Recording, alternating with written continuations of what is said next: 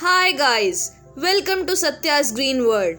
मखाना यानी फॉक्स नट अपनी बेहतरीन स्वाद के लिए दुनिया भर में जाना जाता है। दुनिया भर में मखाने की खेती सबसे अधिक भारत में होती है। विश्व का 90% मखाना भारत में होता है। भारत की बात की जाए तो बिहार में मखाना की खेती सबसे अधिक होती है। मखाने का बॉटैनिकल नाम यूरल फॉरेक्स सलीब है, जिसे आम बोलचाल की भाषा में कमल का बीज भी कहा जाता है। यह ऐसी फसल है जिसे पानी में उगाया जाता है। छोटे छोटे कांटे की बहुलता की वजह से मखाने को कांटे युक्त लिली भी कहा जाता है। मखाना पौष्टिकता से भरपूर फल है। इसका उपयोग मिठाई, नमकीन और खीर बनाने में भी किया जाता है। इसमें magnesium, potassium, fibre, iron, zinc, vitamin आदि भरपूर मात्रा में होता है। इसका सेवन किडनी और दिल की सेहत के लिए भी काफी फायदेमंद है। तो आइए आज के वीडियो में जानते हैं कि मखाना कैसे बनता है। भारत में जिस तरह की जलवायु है उस हिसाब से मखाने की खेती सबसे आसान मानी जाती है। बिहार की जलवायु मखाने की खेती के लिए सबसे उपयुक्त है। देश का 80% मखाना बिहार राज्य में होता है। इसके अलावा देश के उत्तर पूर्वी इलाकों में भी इसकी खेती होती है।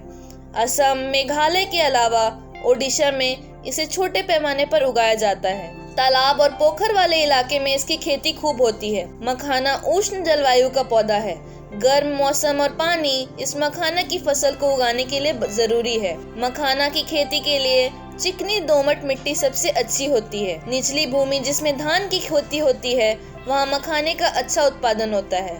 मखाना के बीजों को तालाब में दिसंबर के महीनों में हाथों से बिखेर दिया जाता है। बीज को लगाने के लिए दिसंबर से जनवरी के आधे बीत जाने पर यानी 35 से 40 दिन बाद पानी के अंदर बीज का उगना दिखता है। घर में एक बार मखाना उगाया जा चुका है, उसमें दोबारा बीज डालने की जरूरत नहीं, क्योंकि पिछले फसल से नए पौधे उगाते हैं।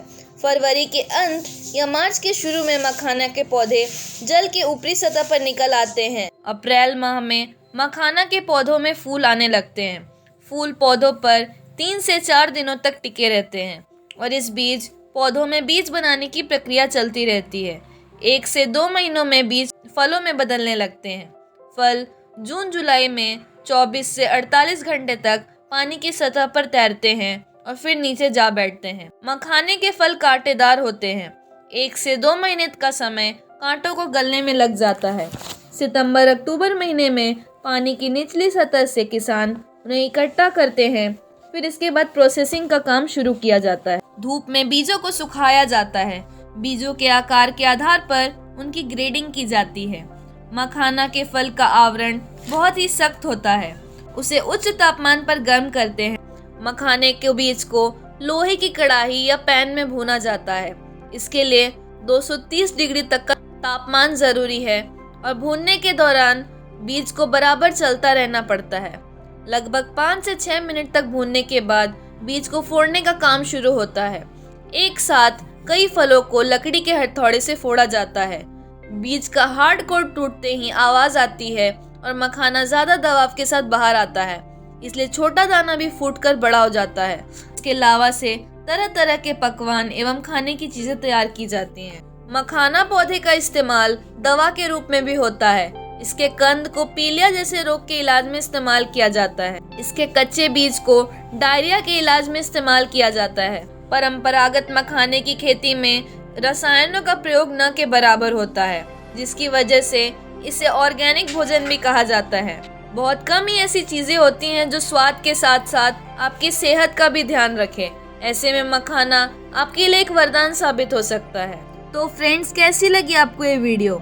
अगर आपको वीडियो अच्छी लगी हो वीडियो को लाइक ज़रूर करें और अगली वीडियो आपको किस टॉपिक पर चाहिए हमें कमेंट में ज़रूर बताएं। आगे ऐसे ही जानकारी से भरे वीडियोस देखने के लिए हमारे चैनल को सब्सक्राइब करें। So meet you in the next video. Till then, bye bye.